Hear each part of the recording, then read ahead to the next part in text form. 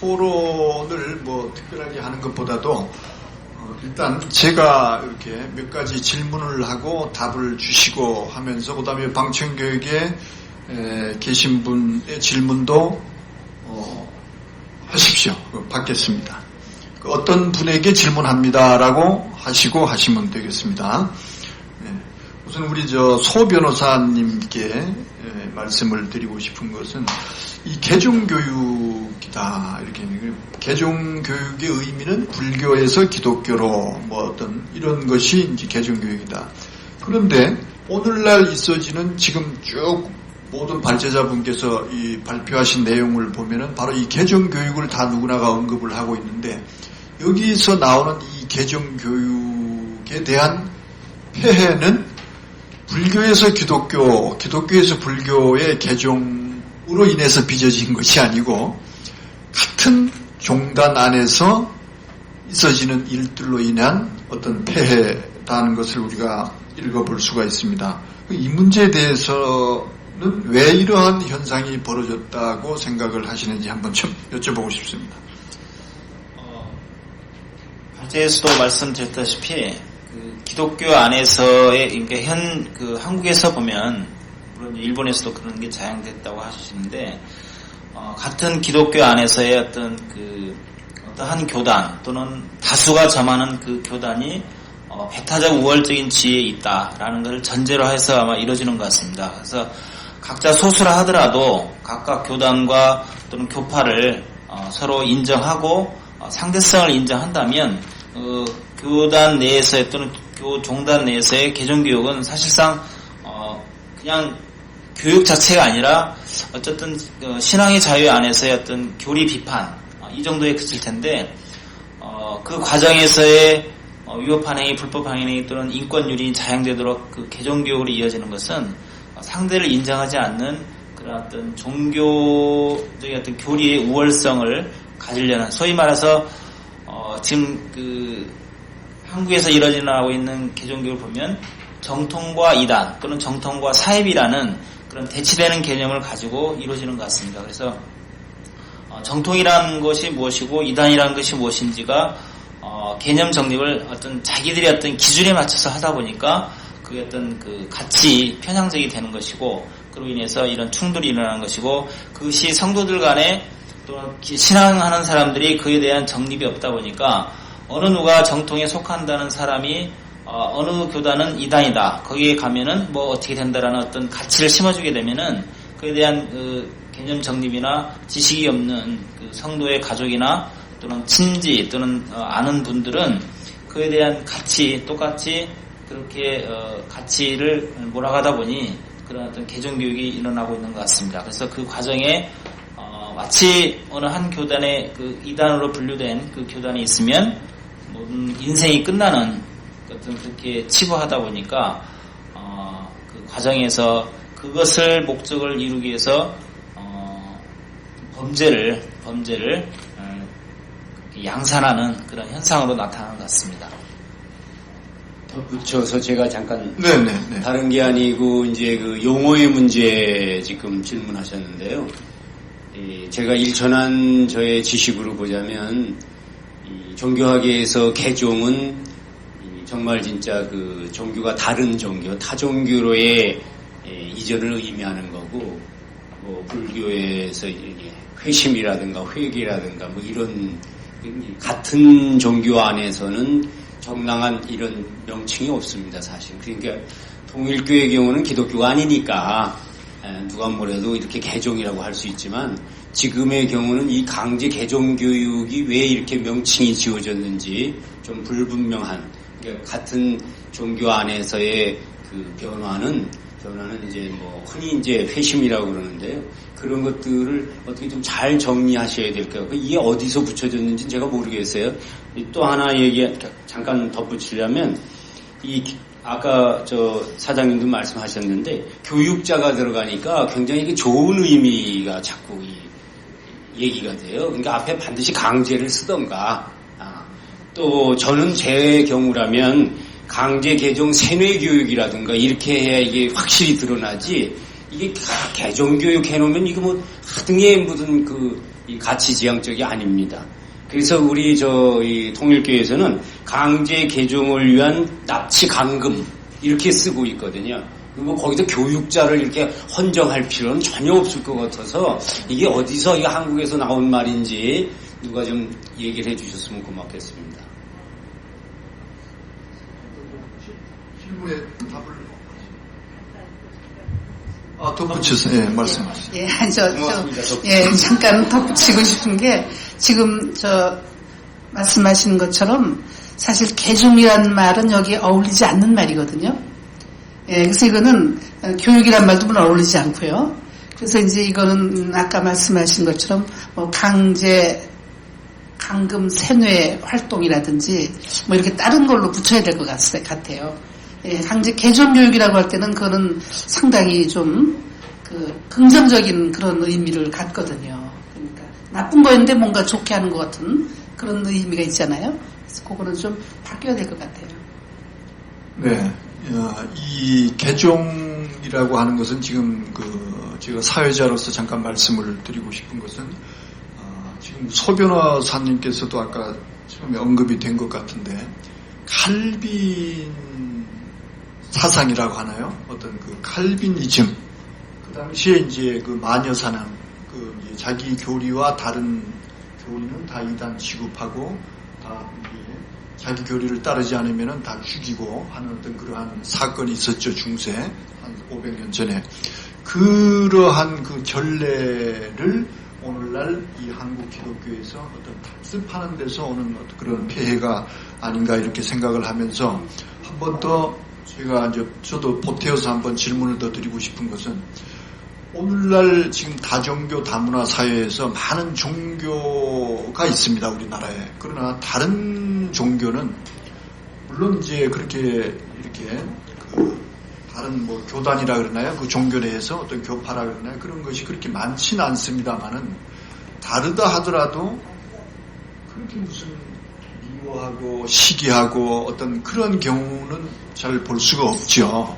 그래도 그나마 이제 이해를 서로 하는 것 같은데 유독 이 기독교만큼은 아주 많은 그 교단이 있고 서로 조금만 달라도 이단시하고 하는 어떤 이러한 지금 세태가 벌어지고 있는데 이 부분에 대해서도 왜 이러한 기독교 안에서 특히 이러한 일이 벌어질 수 있는 것은 무슨 연유에서 그럴까 한번 누가 좀 말씀을 해주실 분 있으면 기독교 안에서 제가 나서도 될지 모르면 대부분 우리 이렇게 얘기합니다. 이 불교와 달리 유일신교를 갖고 있는 단체는 배타성을 많이 갖고 있습니다. 그런데 이제 그걸 그렇게 얘기하는 건 종교학적인 의미고요.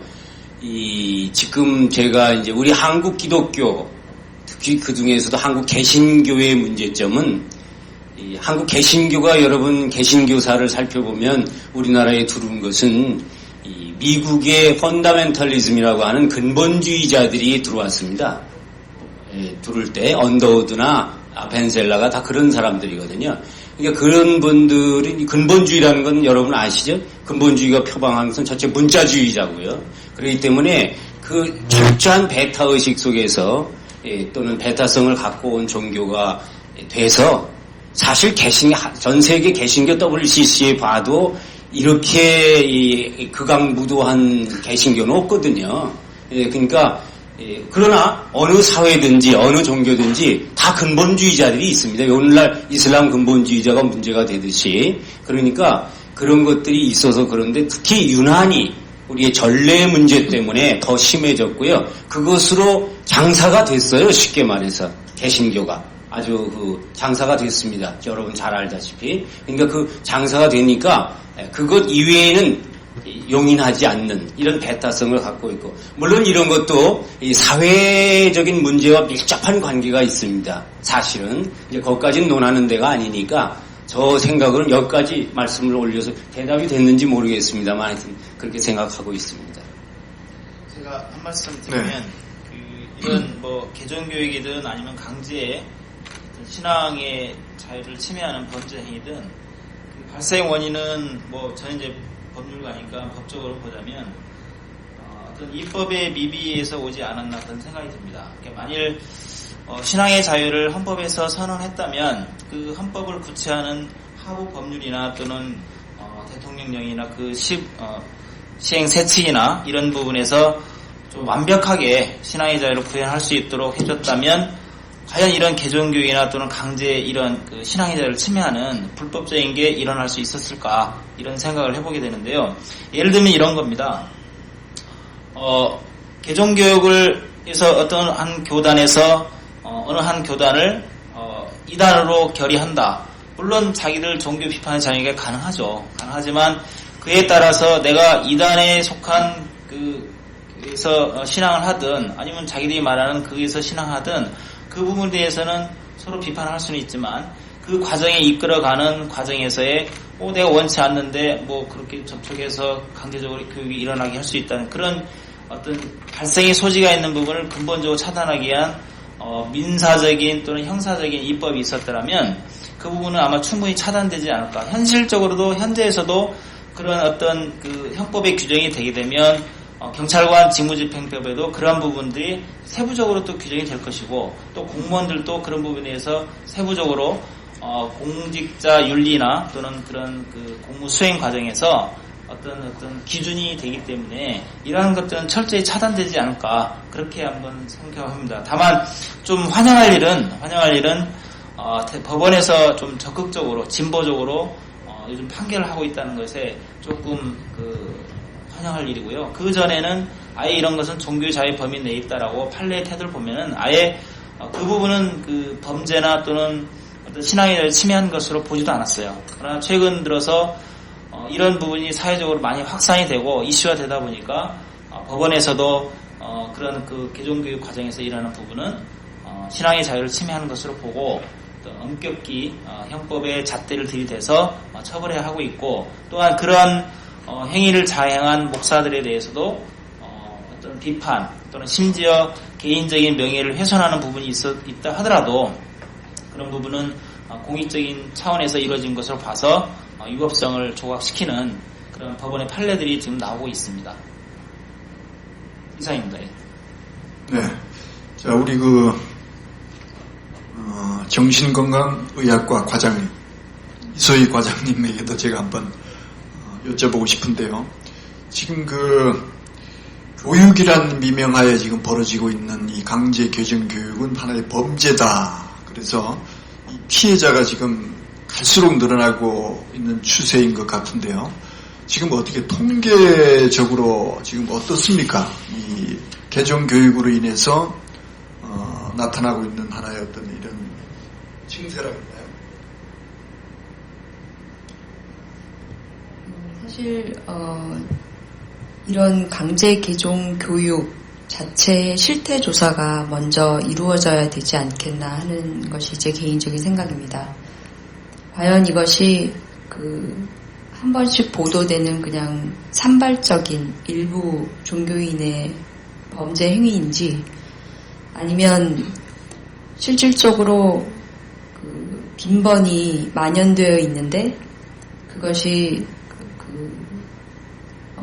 어떤 가해자가 부모가 연루되어 있다든지 등의 이유로 혹은 다른 이유로 보고되고 있지 않은 음지에서 벌어지는 만연된 행태인지 자체가 어떤 실태 조사를 통하지 않고서는 그것을 알기가 어렵고 그것이 만약에 극히 일부에 있는 행위라면은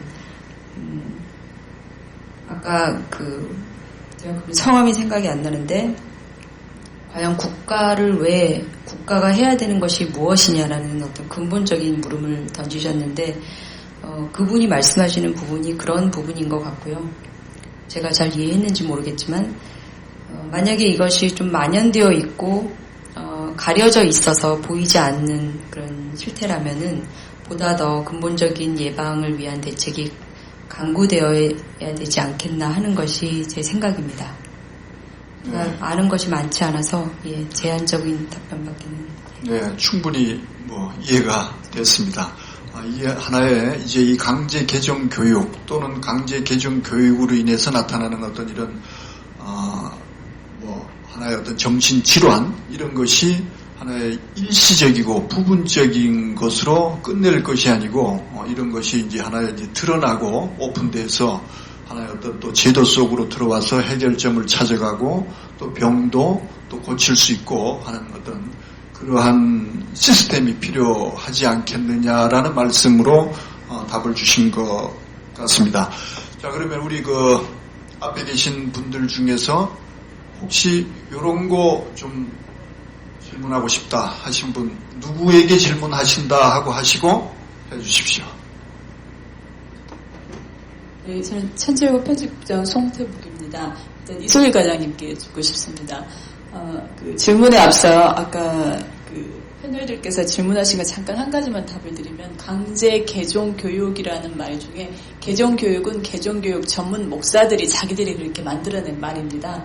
그래서 그 말들을 이제 말씀하신 대로 문제를 삼았더니 그래서 이제 요즘은 이단 상담이라고 자기들은 말을 바꿨습니다. 그런데 여전히 그 행태가 그대로 남아있기 때문에 강제 개종 교육이라고 이렇게 이제 말을 지금 그대로 행태로서 인용을 하고 있는 것입니다. 이소일 과장님께 여쭙겠습니다.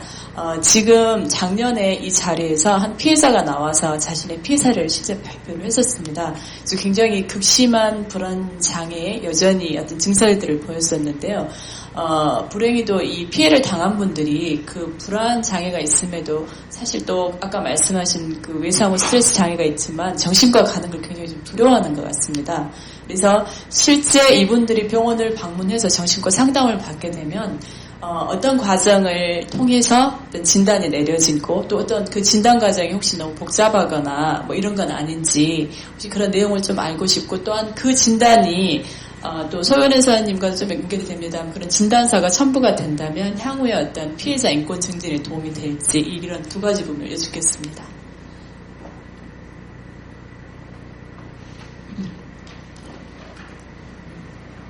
지금 말씀하신 그 증상은 저희가 통상적으로 일반적으로 많이 진료하는 분야이기 때문에 특별히 많은 어려움이나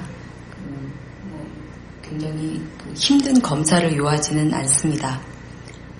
다만 어떤 진단서 같은 부분이 같이 첨부가 되려면 그것을 객관적으로 증명할 수 있는, 그러니까 그냥 단지 면담해서 보니까 뭐 이런 진단이더라라고 얘기를 하기보다는 플러스 심리검사라는 객관적인 검사를 통해서 근거 서류를 같이 첨부를 해야지 진단서가 좀 힘이 뒷받침될 수 있는 근거 자료가 필요한 것은 있지만 그것이 그렇게 심리검사라는 것이 2-3시간이면 진행할 수 있고 그 자체가 그렇게 많은 어려움을 요하는 절차는 아니라고 생각을 합니다. 아니 그런 부분이 그 외상후 스트레스 장애라는 그런 부분이 겉으로 드러나는 장애는 아니지만 형사처벌을 위한 진단서로 발급이 될 수 있다면 형사는 물론이고 민사적으로도 손해배상을 청구할 수 있을 뿐만 아니라 형사적으로도 뭐 상해 진단서로까지 될 수 있을지 모르겠지만 많이 된다면 형사처벌도 가능할 수 있을 것으로 보입니다. 네. 또 다음 질문하실 분. 시간이 다 돼갑니다. 예.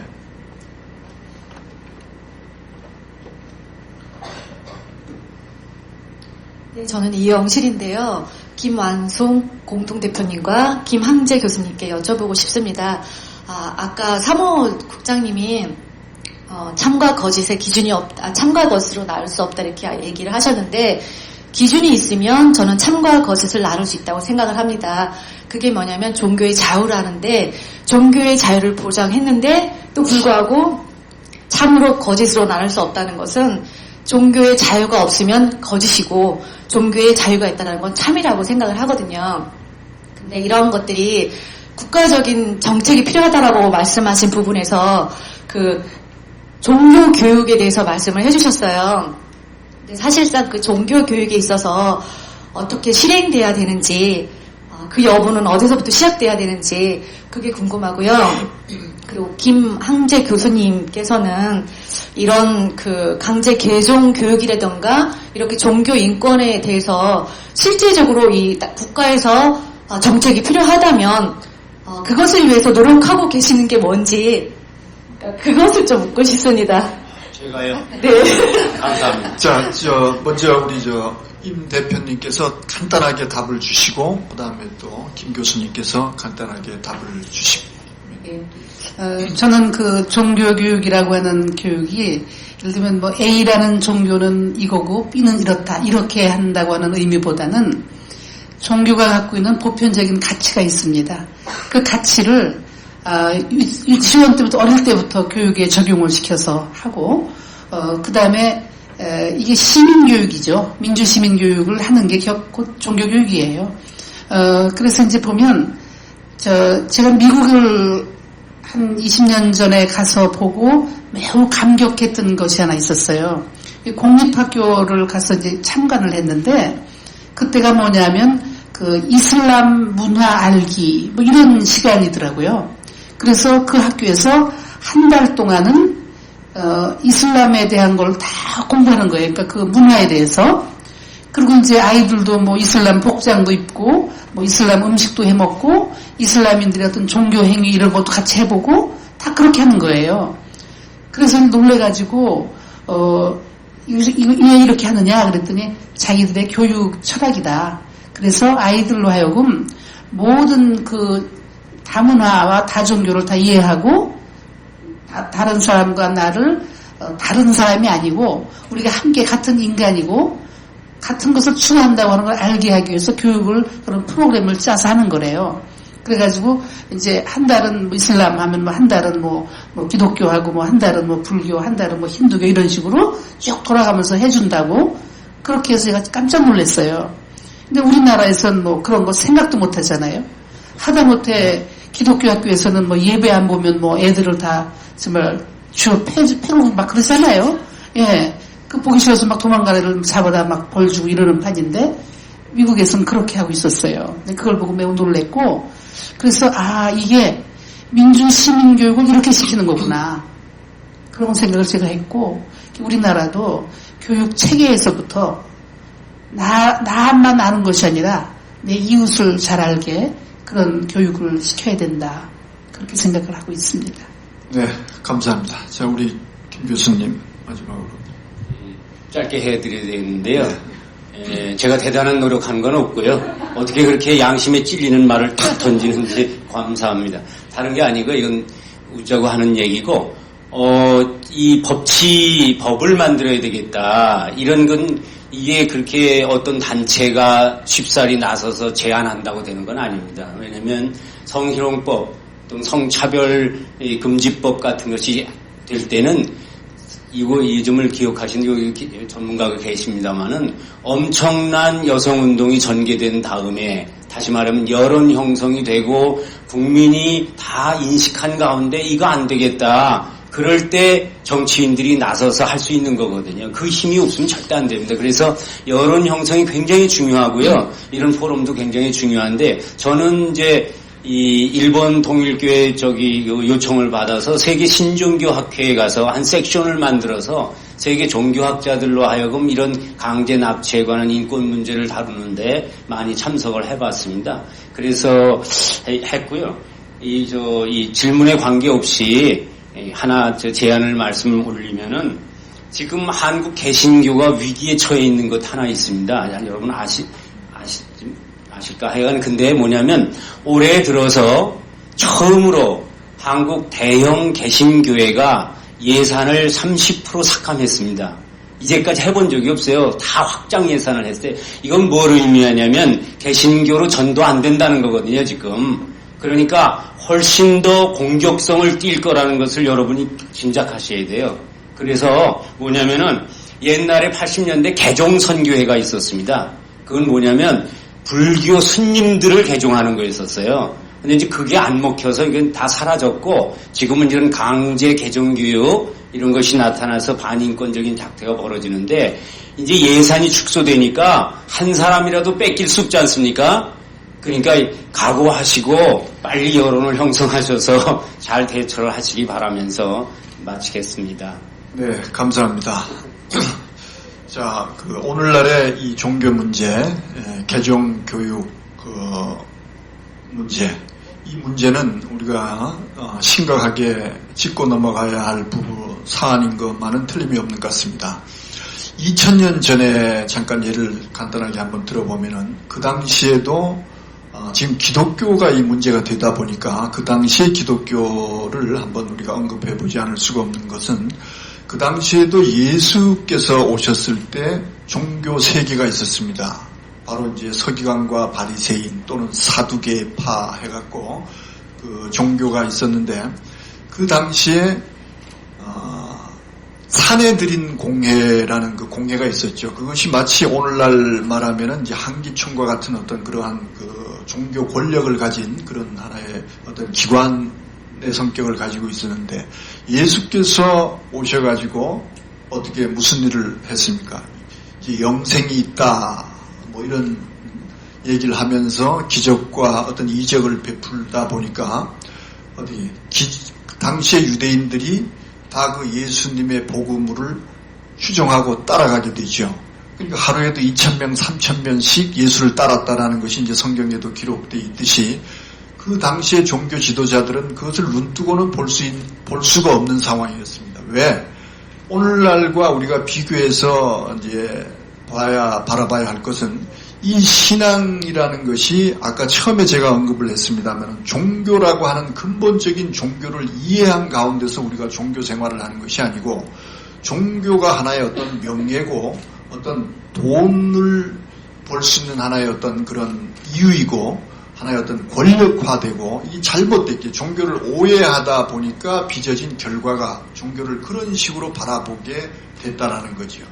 그런 한 밑에 있는 성도들은 하나의 어떤 자기 삶의 도구에 불과했는데 예수라는 분이 와서 그쪽으로 성도들이 다 빼앗기니까 어떻게 해요? 예수를 이단으로 몰 수밖에 없었던 거고 죽이려고 공모를 할 수밖에 없었던 그 현실을 오늘날 우리가 이제 한번 생각해 봐야 된다는 것이죠. 그래서 무슨 말씀을 여러분들에게 드리려고 하느냐? 오늘날 이러한 같은 기독교 안에서 서로 헐뜯고 서로 개종을 시켜야 하고 하는 이런 비현실적인 종교 문제가 발생하는 데 원인은 바로 그러한 데서 원인이 되는 것이 아닌가 이렇게 생각을 해보면서 오늘 이 토론이 그냥 막연히 이렇게 어떤 각자의 발제 토론으로 끝나기보다도 뭔가 하나는 그래도 이 답을 좀 얻어야 되겠다라는 생각에서 이 사회자의 어떤 고난으로 주신 여러 발제자 분들의 그 말씀 중에서 하나의 어떤 결론화해서 마무리를 짓고 끝을 내도록 하겠습니다. 우리 그 이만숙 대표님께서 말씀하신 부분들이 여러 발제자 분들이 다 공감하는 그런 내용이다라는 생각이 드는데요. 그래서 이것을 이러한 어떤 그 문제를 해결하기 위해서는 국가의 역할이 필요하다라는 것은 다시 말해서 어떤 강제성이 필요하다는 거죠. 강제. 그래서 이 강제는 바로 법이라는 것과 교육이라는 것으로 해결을 해야 된다. 물론 세부 내용은 이제 앞으로 계속 발전을 시키고 보완을 해 나가야 할 내용이고 원론적인 얘기를 하자면은 그렇다는 것이죠. 그 다음에 이제 또 하나는 그것이 이제 국가의 어떤 그 역할이 되겠고 또 하나는 자율에 의해서도 이 문제는 또 해결이 또 돼야 된다. 이 자율은 오늘 아무도 언급을 하지 않았습니다만 주제에는 언급이 분명히 되어 있습니다. 바로 언론의 역할이라고 하는 거죠. 근데 아까 어떤 분께서는 과연 언론의 역할이 뭐가 있겠는가라는 의문을 던졌지만은 저는 이제 그렇게 생각을 좀 하지를 않고 있습니다. 이 언론의 역할 역시 상당히 이 종교의 문제를 해결하는 데는 상당히 중요한 부분을 차지하고 있다고 생각을 하기 때문입니다. 그래서 이 언론이 그럼 해야 할 것은 바로 뭐냐? 이건 자율인데 아까 법 또는 교육이라는 강제를와 반한 어떤 자율인데 이것은 뭐야? 종교인들의 의식을 개혁을 해야 된다는 거죠. 즉 생각을 바꿔야 된다는 거죠. 어떤 가치관의 새로운 정립이 필요하다는 거죠. 무조건 막연하게 종교인이라기보다도 위로부터 어떤 종교 지도자부터의 어떤 그런 역할, 이러한 것은 과연 누가 어디서 해야 되느냐? 바로 언론이라고 하는 이